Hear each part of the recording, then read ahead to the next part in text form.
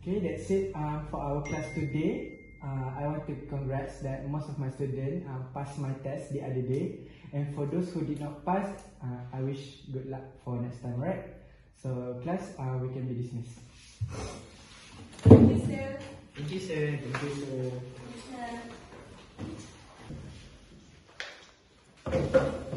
Bye, homie.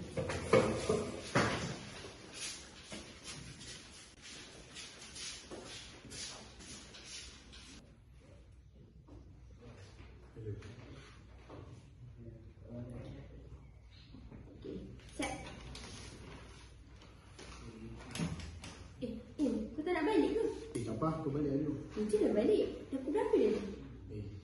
By the way, congrats tu. Tadi saya pergi korang. Thank you tu. Kau pun congrats tu. Aku ni congrats apa? Kenapa? Subjek C tadi aku gagal tu. Alah, tak apalah. Janji kau dah usaha kan? Tak apalah. Lepas ni kita boleh belajar sama-sama. Kau nak ajar orang macam aku? Boleh je. Tak kisah. Orang kata kau nak lagi pandai, kena ajar orang. So kita boleh belajar pandai sama-sama. Boleh lah.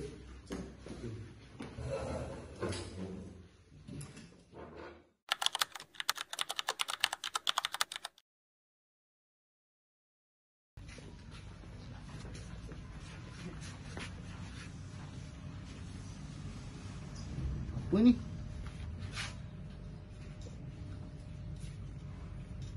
Aduh, makan gaji.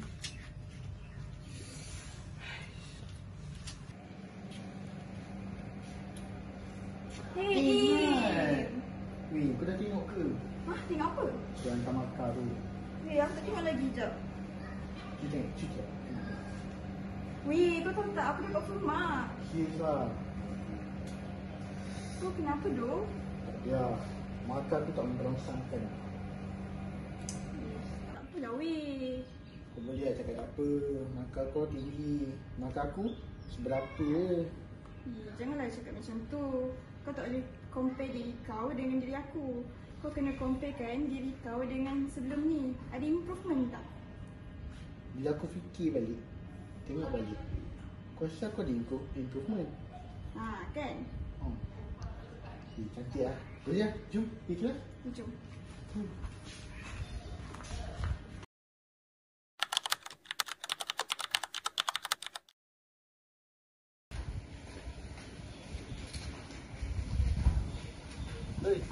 Right. Weh, pakai perak tu bowling. Alhamdulillah. Aku semalam try tak pergi session. Tak lepas tu. Tak lepas. Tak lepas tu. Aduh, kan tak lepas je. Tapi aku rasa benda macam ni dia sebenarnya ikut rezeki orang lah.